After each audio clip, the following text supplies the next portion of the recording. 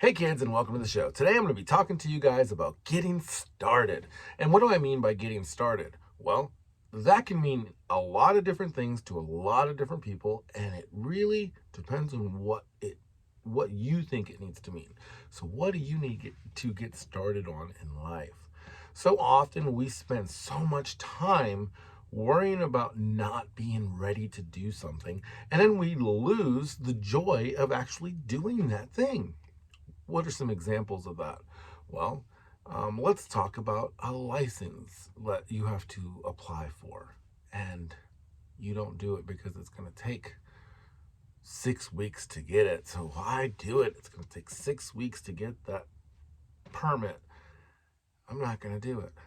I'm not going to do it. I'm not going to do it. I'm not going to do it. Man, I really wish I'd do it. Oh, hey, I'm going to go ahead and do that. It only took 4 weeks. That's happened to me a lot in life where I feel like I don't want to do something because it's going to take so long to see the result. And finally, I just say, you know what? I have to take the steps. If I don't take the steps, it's never going to get done. And so often, so much of what we do is just that, is an inability to take the steps. Maybe because we feel like we're not ready. Maybe we feel like we're not educated enough. Maybe we feel like we're not physically able to do it. Whatever that might be, we have to step back and say, okay, I need to accomplish this. So how do I do that? I have to get started. When I started this YouTube channel, it was really gonna just be a little private blog, and I started making a few videos. Well, this is the 248th video on this app, like this video editor that I've been using. So I've made a lot of videos. Now they're not all available. Some of them are just still sitting out here on my computer. Some of them are private, some of them are unlisted, but there's a lot of videos. A lot of time and energy has gone into it. The set was put together, went to Hobby Lobby, and my kids started making stuff on the set.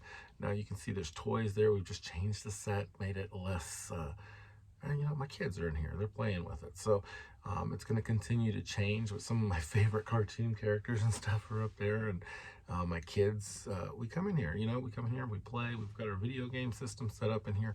This is our space. This is becoming our zone. And for me, I was like, let's create this podcast thing. And first it was a studio, and then it became a game room, and it's a playroom. It's not very big, it's pretty cozy, but it's fun for me to hang out in here with my kids while they're small. When they're bigger, we're definitely going to need a much bigger space. But why do I say that? We have this awesome space where we can just hang out in, and really just have a good time. But it had to get started somewhere. It had to take that initiative to hammer the first nail into the first board. And then it's had to become a space that people enjoyed being in. And it didn't just happen overnight, it was step by step. So, what's happened to the show? When I first started the show, I came out as the third string pundit. I was going to talk politics and all that. And then all of a sudden, uh, the Trump thing happened, and everything I was posting was getting just blasted and banned and all kinds of stuff. So we were not hitting the right algorithms, and I didn't like it. And it just got so ugly out there. And we've been called names. I've been called names and said I've done things.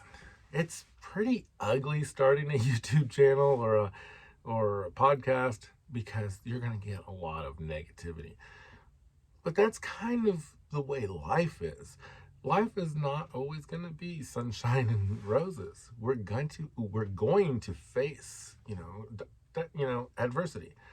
And the more we face it, the more we're likely to overcome it. So I would tell you, don't fear the adversity, but ignore it. If it's true, definitely approach it and try to fix it. But if it's just blatant stupidity, which you'll see a lot of that in the comments sometimes, you just have to ignore that. Now we have a presence on YouTube, on Rumble, and now we're on Twitter, and I do kind of some different things on each of those. And we're still trying to find our niche. And mostly, I'm just out here making videos and looking at a camera and encouraging other people to just do something. Maybe you want to grab your cell phone and start taking some videos, and you can start just talking about things. And you know what? Sometimes it's fun to talk about things. So my advice to you is, whatever you do, get what you can afford. If it's just your phone and you out in the woods where you can be in a quiet place or in a closet, which this is basically a 4 by 8 foot little room. It's small. It's not much bigger than what you see here, and it's suitable. It doesn't have to be huge. It just has to be you, and it has to be real.